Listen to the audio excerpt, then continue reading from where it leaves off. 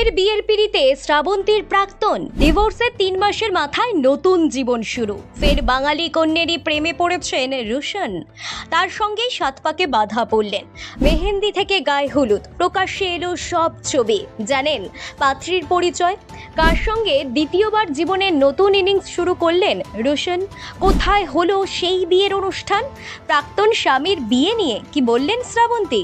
নিঃসন্দেহে টলিপাড়ার অন্যতম আলোচিত জুটি ছিলেন শ্রাবন্তী ও রোশন সিং। 2003 সালে রাজীব বিশ্বাসকে বিয়ে করেছিলেন শ্রাবন্তী। সেই বিয়ে ভেঙেছিল 2016-তে। এরপর 2016 সালে কৃষণ ব্রিজকে বিয়ে করেন অভিনেত্রী। কিন্তু বছর ঘুরতে না ঘুরতেই সেই বিয়েও ভেঙে যায়। 2019 সালে শ্রাবন্তী তৃতীয়বার বিয়ের পিড়িতে বসেন রোশন সিং এর সঙ্গে। দুর্ভাগ্যবশত সেই সম্পর্কও টেকেনি। 2025 সালে দুজনের শেষ পর্যন্ত আইনি বিচ্ছেদ হয়। শ্রাবন্তীর সঙ্গে ডিভোর্সের 3 মাসের মাথাতেই এবার নতুন করে জীবনের পথে হাঁটলেন রোশন। কাকে বিয়ে করলেন তিনি? বেশ কিছুদিন ধরেই শোনা যাচ্ছিল এক বাঙালি মেয়ের সঙ্গে সম্পর্কে রয়েছেন রোশন। গত মঙ্গলবার নিজেই বিয়ের কার্ড প্রকাশ্যে এনেছেন তিনি।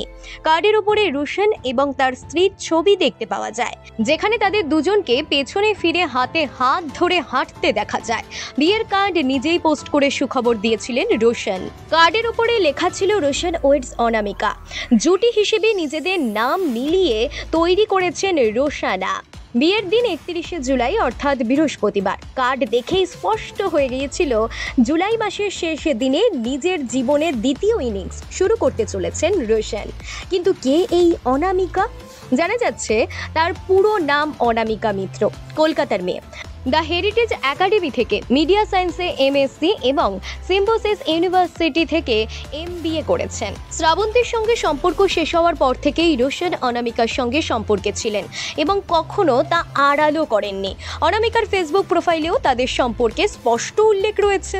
ফেসবুক প্রোফাইলে তার রিলেশনশিপ স্ট্যাটাসে স্পষ্ট লেখা in a relationship with Roshan. Social মিডিয়ায় এক গুচ্ছ ছবি শেয়ার করেছেন অনামিকা।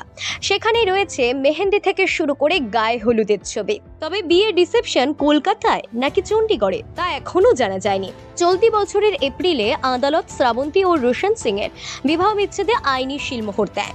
দীর্ঘদিন ধরে দম্পতির আইনি বিচ্ছেদ নিয়ে নাকি টানাপোড়েন চলছিল। অবশেষে সেপ্টেম্বরে তারা পাকাপাকিভাবে বিচ্ছেদের পথে আরো এক ধাপ এগিয়ে যান।